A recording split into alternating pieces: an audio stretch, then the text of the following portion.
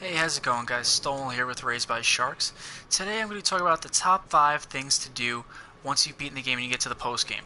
So I haven't fully gotten there yet on this file because I've been spending a lot of time recording for the channel, but I do know everything that's going to happen because I spoiled myself. I watched a lot of streams so I can gather information for you guys. So my number one thing to do in the post game is to make endgame sets. For instance, I'm rocking a Nergigante mixed set that worked really well with the weapon that I'm using. There's also Death King and Odogaron set that everybody was talking about because it's got the insane punishing draw and critical eye skills. Or you could just go for a mixed set, or maybe if you like a Legiana set for the Legiana's Favor, and the Divine Blessing and Evade Window skills that are really good for defensive builds, or a mixed defensive build. I'm personally very into mixed sets where you mix the skills to get the stuff you like, but that's the number one thing to do once you get to endgame. Make those builds that'll make it easier to do everything else.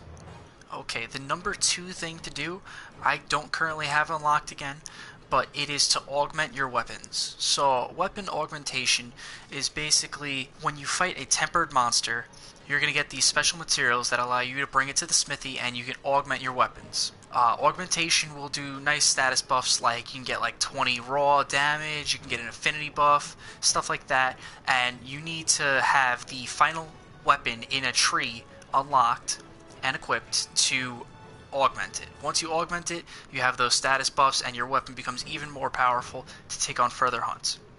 Okay, well, tips number 1 and 2 for the top 5 things to do post-game in Monster Hunter World will help you in the hunt. This one will not, but it is still very fun to do, at least for my sake. So the number 3 on the list is to hunt rare pets. So for example, I just caught the living fossil pet, so I'm going to add that to my house. Petrocanths.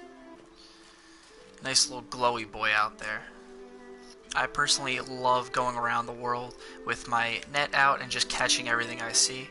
I think it's really fun to come back to the house and see how you can interact with them. Like the sleep toad, if you sit on your bed, will come over to you and actually put you to sleep. Okay, so number 4 on our build brings us back to the smithy. So number 4 is to build fun sets, not just usable sets or viable sets for endgame that deal a lot of damage quickly. Some of them can be really fun, like for instance mixing a Zora Magdaros with Dodo Gamma set to do just an awesome demolitions explosive build. Now if you can mix that with the Teostra Kushaladora dual blades, or even just a Zora Magdaros like hammer or dual blades or longsword or something that hits a little quicker and deals a lot of damage, it can be so fun to just watch those parts explode off of the enemy. So normally, I'm a greatsword main. But sometimes, when I start to get a little burnt out or I want to change things up, I'll switch to a status-based sword and shield because it's totally different than a greatsword, and like I love applying statuses, but as a greatsword user, it's not something I can really do.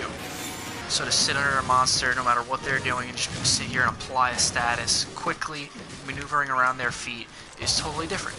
Or I'll switch to a light bowgun because, again, being a greatsword main and having become a little bit of a hammer main, switching to really fast weapons like the sword and shield and the light bowgun is just a totally different game. It totally changes the way you play.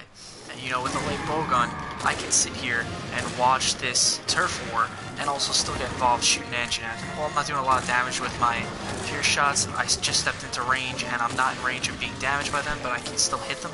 Something that's very refreshing. As a greatsword main, you kind of have to just sit back and let it happen, or otherwise it'd mess you up.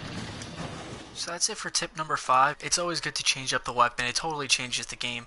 But before you go, I have one more thing to show you. It's a bit of a bonus, and the bonus is to complete your guild card.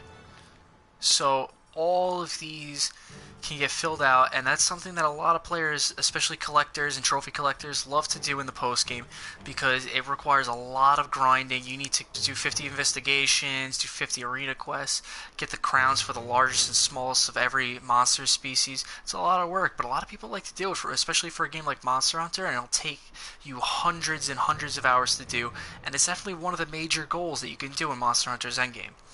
Thanks for watching Raised by Sharks. That's all we have for you today. And we would really appreciate it if you guys would like and subscribe to our channel.